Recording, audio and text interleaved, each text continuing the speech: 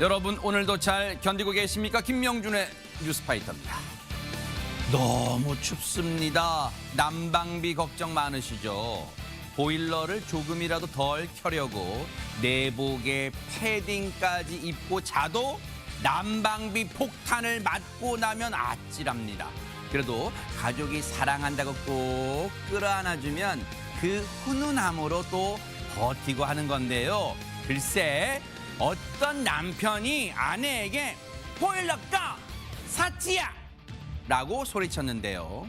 너무나 서운해서 아내는 이혼을 생각하고 있습니다. 보일러 대신에 부부 사이의 온정이 꺼져버렸네요. 방법 없을까요? 1월 13일 화요일입니다. 김명준의 뉴스파이터 60초 후에 달려보겠습니다.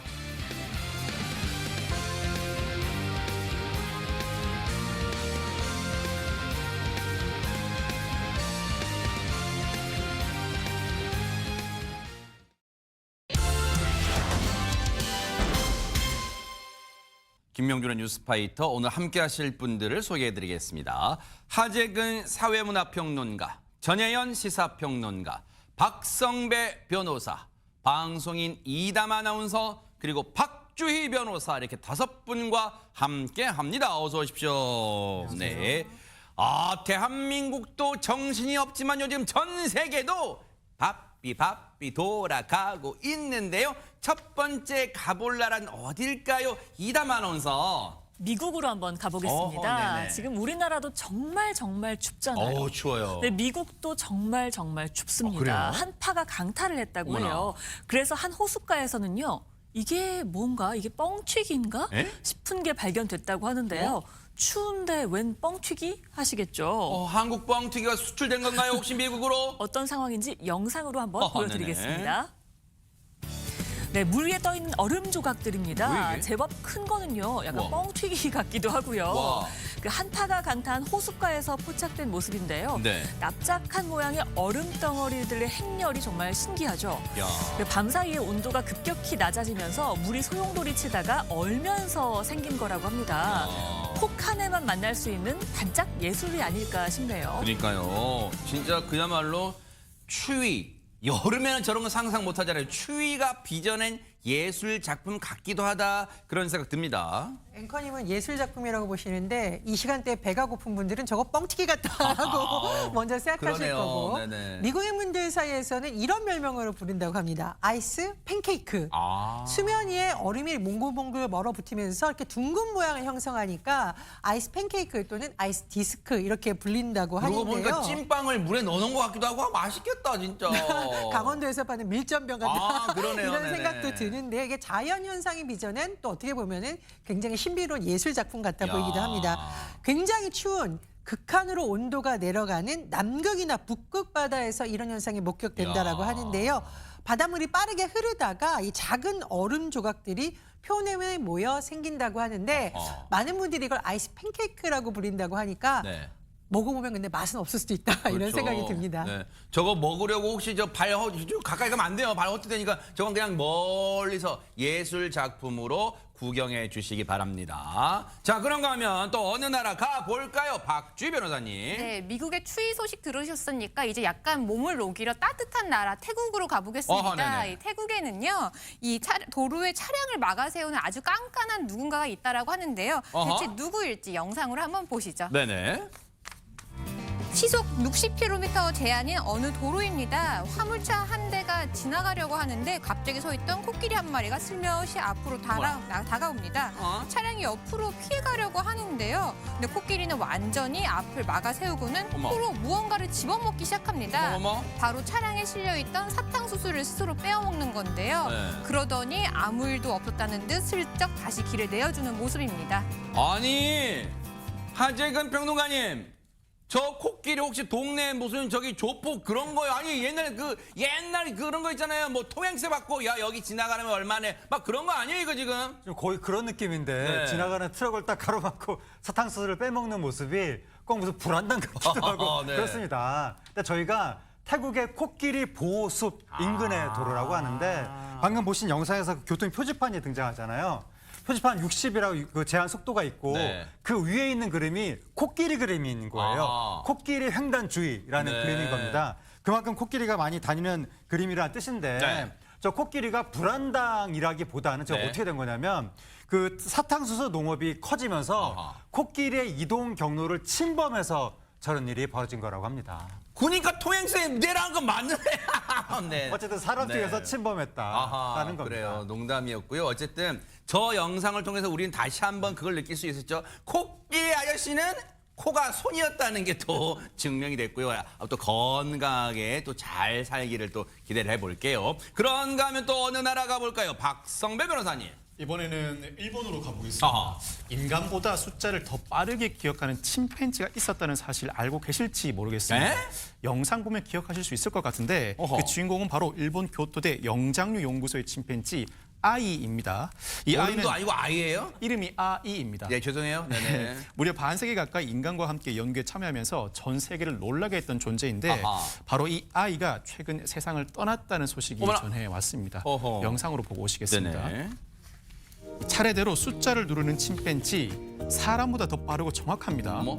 이 침팬지가 바로 천재 침팬지 아이인데요. 네. 이 아이는 단순히 숫자 인식은 물론 한자 구별, 피아노 연주까지 해내는 능력을 가지고 있습니다. 어머나, 세상에. 이 동물도 고도의 사고 능력을 가진다는 사실을 학술적으로 입증한 존재였다고 할 수 있는데 아. 이 아이는 무려 49년 동안 인간과 함께 살다가 최근 연구진이 지켜보는 가운데 49세의 나이로 조용히 숨을 거뒀다고 합니다. 아이고 세상에. 아니 근데 좀 이렇게 이 사연을 들으니까 이담아나운서 좀 먹먹해지는 좀 그런 사연이에요 지금. 네, 맞습니다. 이 아이의 사인은요, 다발성 장기 부전이었다고 해요. 근데 아까 이름이 아이라고 했잖아요. 일본어로 아이가 사랑이라는 또 뜻이기도 하거든요. 그런 뜻도 있는 것 같고 AI이기도 해서 네. 약간 이런 연구, 지능 연구에 또 굉장히 큰 기여를 했기 때문에 그런 이름을 지어준 게 아닐까 그래요? 싶습니다.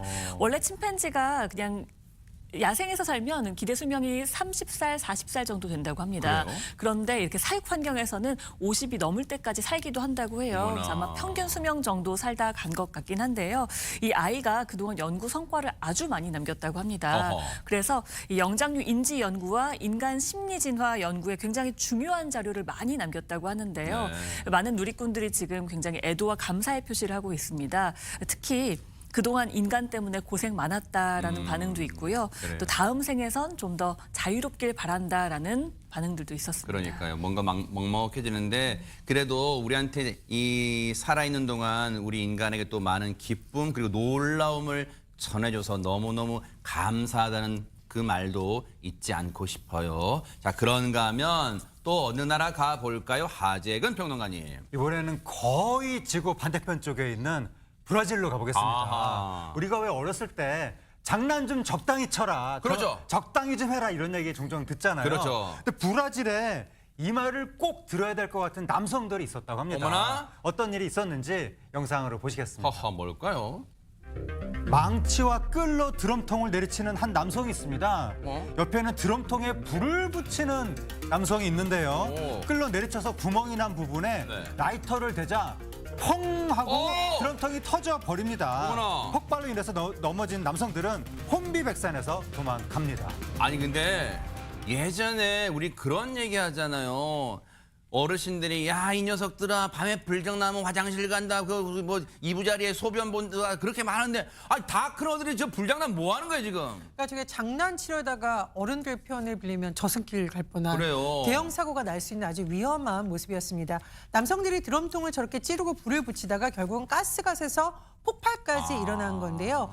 저 남성들이 다행히 화상은 입었지만 목숨은 건졌고 아주 위중한 상태는 아니라고 알려져 있습니다. 네. 그럼에도 불구하고 가스와 관련된 것, 저리고 불장난하는 거 절대 어린이들은 따라서는 안 되고요. 네. 어린이는 물론 어른들도 저런 위험한 장난을 하지 말아야 된다는 것을 역설적으로 보여주는 장면입니다. 그러니까요. 저 두 사람은요 제2의 생명을 얻은 거예요. 제발 새롭게 태어났다고 새롭게 태어났다고 생각하고 이제는 제발 철 좀 들기 바라겠습니다. 오늘 세계 여행의 종착지는 어디일까요? 박주희 변호사님. 네, 튀르키예입니다. 이 튀르키예는요, 물건을 마음껏 부수면서 스트레스를 풀 수 있는 곳이 생겼다라고 하는데요. 스트레스 쌓인 사람들이 많아서 그런지 이곳이 굉장히 인기를 누리고 있다라고 합니다. 대체 어떤 곳인지 영상으로 보고 오시죠. 네네. 보호장구를 착용한 사람들이 전자레인지부터 유리병, 이 접시까지 눈앞에 보이는 물건들을 모두 부숩니다. 정말 마음껏 내려치는데요. 네. 글러브를 또 끼고 샌드백을 치기도 하는데요. 이게 최근 튀르키예에 등장한 스트레스 해소방이라고 합니다. 아니 근데 박성배 변호사님, 저거 솔직히 진짜 우리나라에서 수출한 거 아니에요? 저 우리나라에도 있었잖아요. 지금도 있는지는 솔직히 잘 모르겠지만. 기억이 잘 안 나는데요. 저는 때려 부순 기억이 거의 없는데 기억이 있으신 모양이에요. 아니, 저를 그렇게 나쁜 눈으로 보지 마시고요. 진짜 제가 기억하는데 저기 성수동 어디 가면 그 데이트 코스로 핫한 거기 핫플 가면 저기에 돈 얼마쯤 내면 비싸지도 않았어요.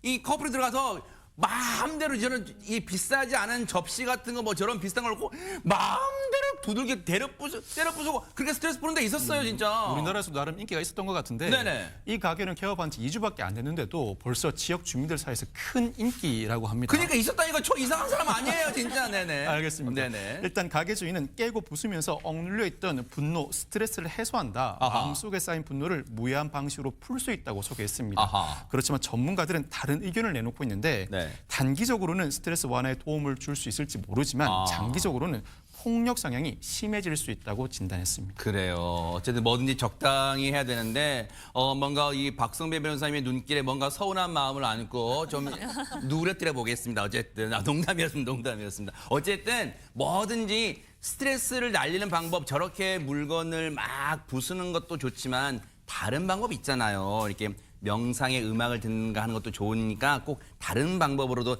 찾아보시길 바라겠습니다. 자, 지금 시각이 6시 3분이 막 되려고 하고 있습니다. 지금 여러분께서는 매일 오후 5시 50분에 방송되는 김명준의 뉴스파이터와 함께하고 계십니다. 김명준의 뉴스파이터 여기서 마치겠습니다. 함께해 주신 여러분 고맙습니다.